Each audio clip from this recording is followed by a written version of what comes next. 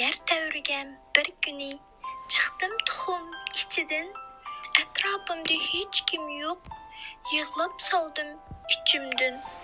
Mangdım izləb öyümni, tanımayman heç kimni.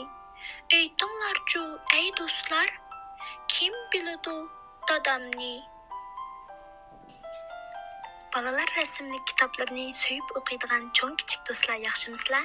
Bugün huzurunlarga mən və ciyan uqularim ən yaxtırıb oxuyduğan dinozavrlarning hikayesi sözləngan omaq kitabdan birini əp gəldim. Kitabımızın ismi Sen Körünüşdə Bəkməzlikdə qılısan. Avtori Yaponiyalik danlıq rəsmli kitab ustası Gong Shidaye. Tərcümə və ovozda Aybebek. Burunning burnusida havo uchuq bir kuni yanartaq bum bum bum qilib portlabdi. Yer bo'lsa dung dung dung dung dung dung qilib tavrab ketibdi. Dal mushu paytda yer yuzidagi cho'ng bir tuxum tirq tirq qilib yerilib, kichik qasriqliq dinozavr dunyoga ko'z ochibdi. Ammo lekin buncha kangri cho'ng tog' yuzida faqat u kichik dinozavrlar bor ekan. Texi amdil yangidan dunyoga kelgan bu dinozavr ham qo'rqib, ham yolg'izsirab, yig'lab ketibdi. U bir tarafdan yig'lag'ach, oldiga qarab mengibdi.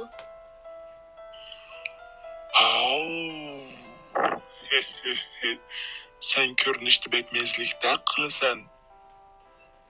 Göşxor tiranozavr şölgeyini iqitib, kichik qasraqliq dinozavrga itilmoqchi bo'lgan paytning o'zida kichik dinozavr "Dodo!" deb yugurib kelib, uni quchoqlabdi.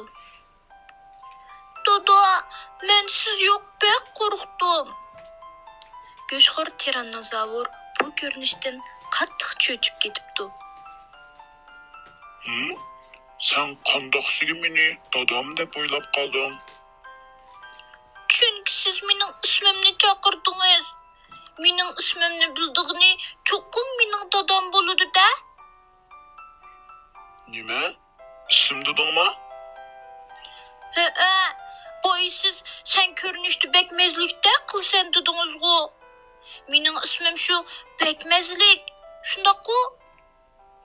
Göşxor tiranozavr bularni anglab, ko'zlarini chakchaytib turib qapti. "Voy, mening qo'rqim bek ichib ketdi", debdi Bəkməzlik va girich-girich qilib atrofdagi o'choqlarni mazza qilib yeyishga tushibdi. "Bek yeyishgan, siz miyangchu dada." Yanlam göz ketmaydi. Yo'q. Mening qo'rqim achmidi. Men sen yevetkin. Ma'qul, rahmat dada. Men jiqroq yeb, siz cho'ng bo'lib, sizga o'xshash dinozavr bo'lman. Ha? Sizga o'xshash dinozavr bo'lman? Debdi Göşxor tiranozavr to'van ovozda. Bu paytda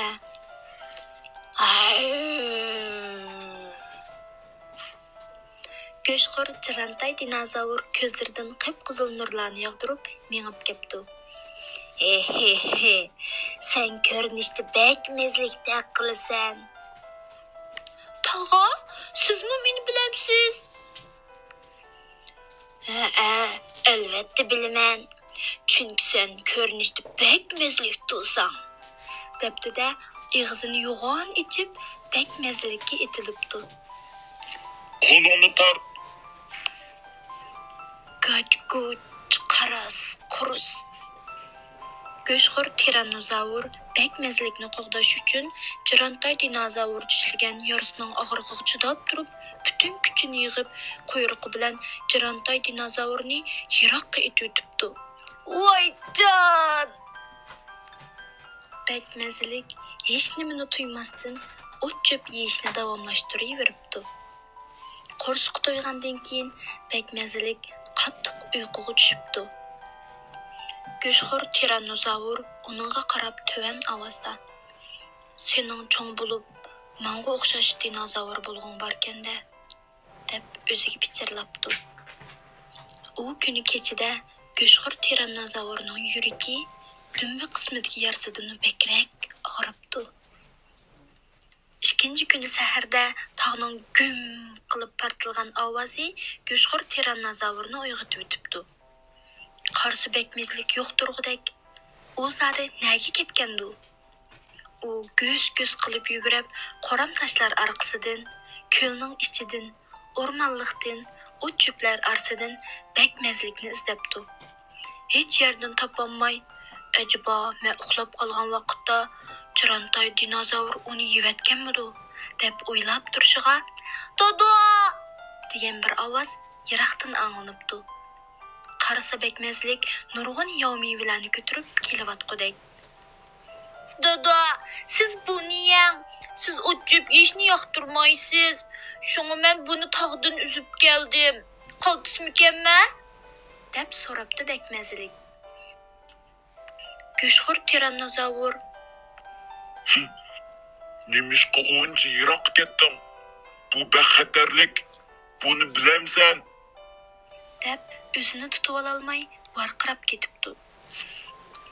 "Kechiring, sizni xush bo'lamdikin deb shundoq qilibdiman. Meni kechiring, dodo" deb yig'lab ketibdi. Go'shqir tirannozavr Men bildim. Bo'ldi. Yig'lama, ha? degach yov mevalarni og'ziga sapdi. Rahmat sana bekmezlik. Bu mevalar haqiqatan yeyishlik ekan. Ikkinchi kunidan boshlab bekmezlik kunda saharda "Hamma deydi meni bekmezlik, jug'im kichik, o'zim bek aplik. Har kun dadam bilan yashasam, men manguga baxtlik" deb naqsha aytqach, taqqa berib meva uzib keladigan bo'pti. Uzoq o'tmay go'shqir tirannozavr bekmezlikka nurg'un mahoratlarni o'rgatibdi. Bekmezlik "Qara-ha, bu ussish. Va, nimanchi qoldiz? Men tezroq cho'ng bo'lib, dadamdek dinozavr bo'laman." Go'shqir tirannozavr bekmezlikka quyrug'ini qandoq silkishni o'rgatibdi. "Va, nima degan qoldiz? Men tezroq cho'ng bo'lib, dadamdek dinozavr bo'laman."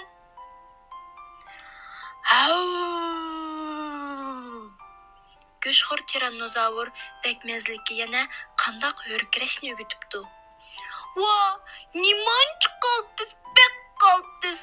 Men tezroq cho'ng bo'lib, dadamdek dinozavr bo'laman" debdi.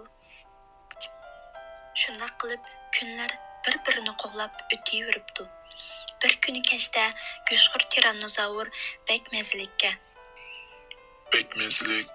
Mening amdi sana o'rgatalaydigan mahoratlarim qolmadi. Bugundan boshlab biz ayrilib yashayli. Yo'q, hargiz bo'lmaydi. Men cho'ng bo'lsam, sizga o'xshash bo'laman. Hammangu dadam bilan birga yashayman. Yo'q, hargiz sizdan ayrilmayman. Bekmezlik bularni degach, go'shqir tirannozavrni quchoqlab yig'labdi. Ma'qul. Undaqda biz ikkimiz musobaqa tushayli. Kim avval Ovi tog'ning tubiga bora oladi. Navoda sen yangsang, men cho'qim sen bilan birga yashayman. Bekmezlik, ma'qul, men hargiz o'tirib qo'ymayman, deb yeshini surtib, butun kuchi bilan taqqa qarab yuguribdi. Men dadam bilan birga yashayman, undan hargiz ayrilmayman. Bekmezlik mushularni degach, orqasi qarashga ulgurmay, to'xtamay yuguribdi. Taki u o'ziga o'xshash dinozavrlar to'piga yo'liqqacha. Xayr xo'sh, Bekmezlik. Aman bo'g'in. Debdi go'shqir tirannozavr boshqina ovozda. Ondan og'ziga bir dona mevani silib, uning orqasidan uzoqqa qarab qopdi.